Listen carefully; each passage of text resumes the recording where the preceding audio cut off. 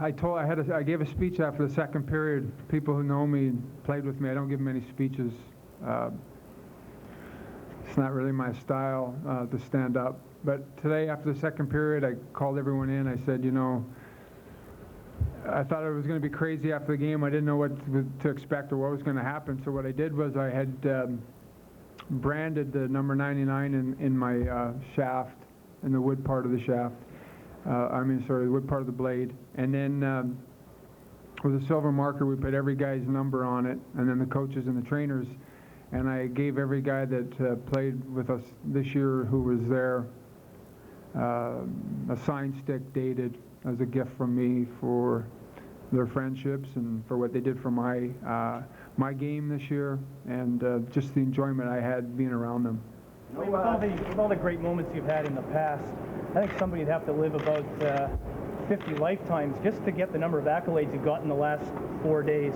Now that it's over, do you have to guard against some kind of an emotional letdown? No, because not only am I mentally ready to retire, I'm physically ready to retire. It's hard. This is a great game, but it's a hard game, and I'm ready. I don't know what else to tell you. I talked to Mario this morning. He called me. He lied to me. He said he couldn't make it. I didn't know he was going to be here, so I told him out there. He said, you lied to me. But I said that today, that you know, physically I'm ready to, not just mentally. Physically I'm ready. And no athlete who ever played in this town for only 3 years got the continuous ovation that you got today. Nobody. How did you feel about it? It's special. I said this for 4 days now. It's a special place to be a hockey player in this facility, in this town. People who know me know I love sports, and people where I walk in the streets, you know, what's going on with the Rangers, how are you doing, what's going on in hockey. That's my life, and I don't run from it, I don't hide from it. It's a tough town to play because there's a tremendous amount of pressure, but the fans here just want a hard effort, and if you work hard and bust your butt and answer to people, they'll back you. I've loved playing here. I said it many times. It's just a wonderful place to play. I highly encourage anybody who has that chance to come and play here. Did you see Kevin Lowe on the scoreboard? Yeah. I told him for years that I tipped that shot. He wouldn't take it. He wouldn't give it to me. I called.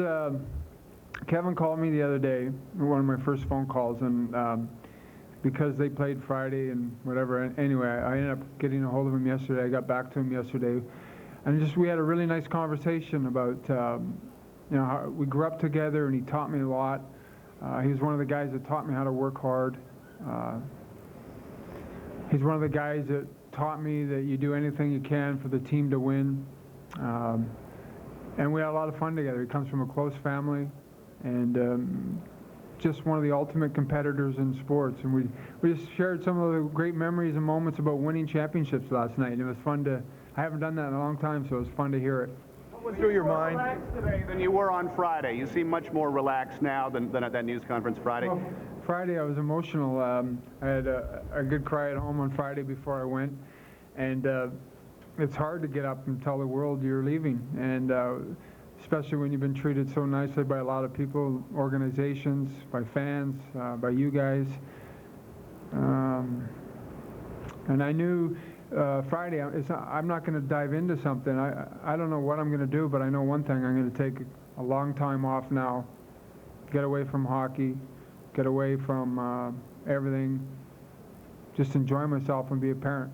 What were your thoughts when you found your number was going to be retired?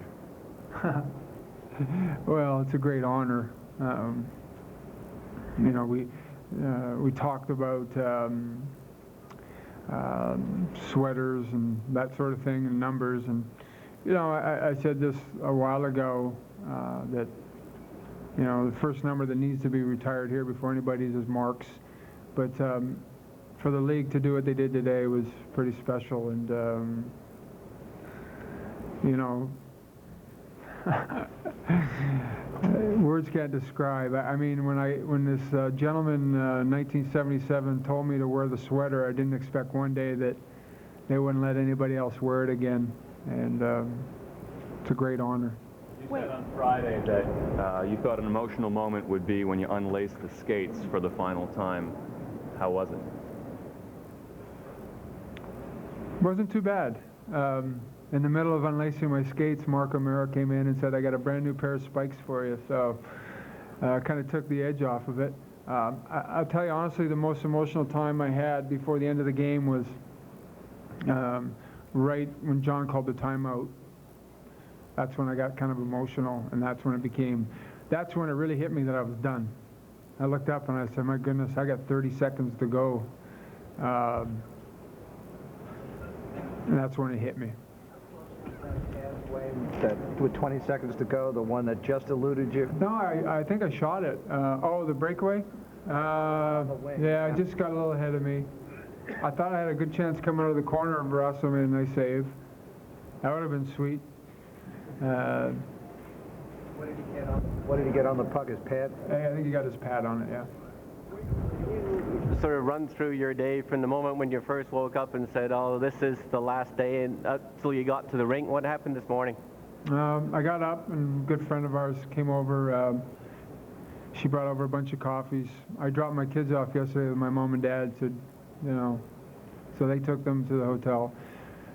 And our friend came over, and then a buddy of mine came over, and we were talking. We were organizing tickets for a good hour. I was trying to make sure that everybody had a ticket. All my friends and family got into the building, so I was communicating with John here a lot. And then Mario called me, and I talked to him for a bit. And then Michael Jordan called me, and I talked to him for a bit. I had to grab the phone from Janet from both of them, but I finally got it.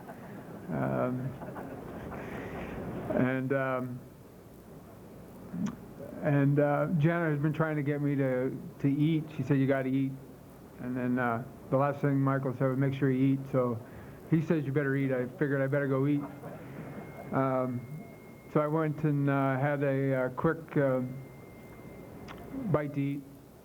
I came down here with my dad. Thought it'd be nice to come to the arena with my dad. I got here around 11:30.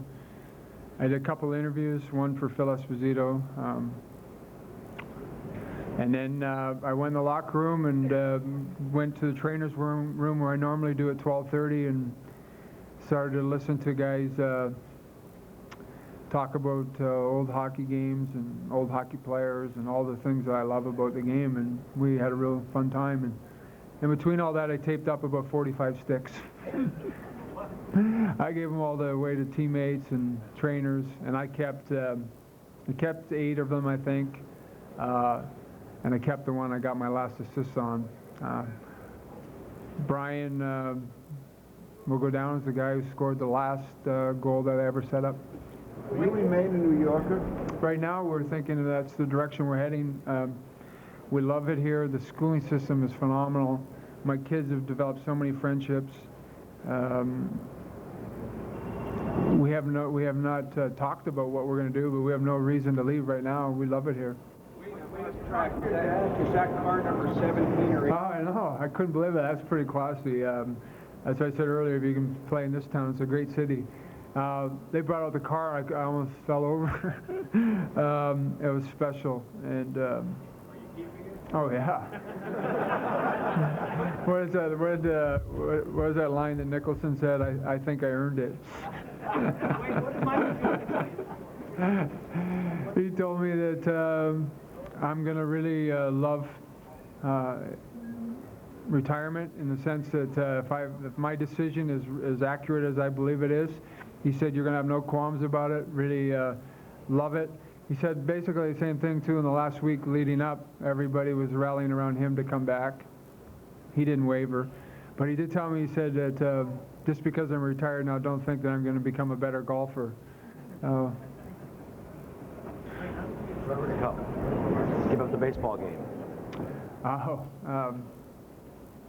Well, we got a little bit lucky because I couldn't say anything to the coach on Tuesday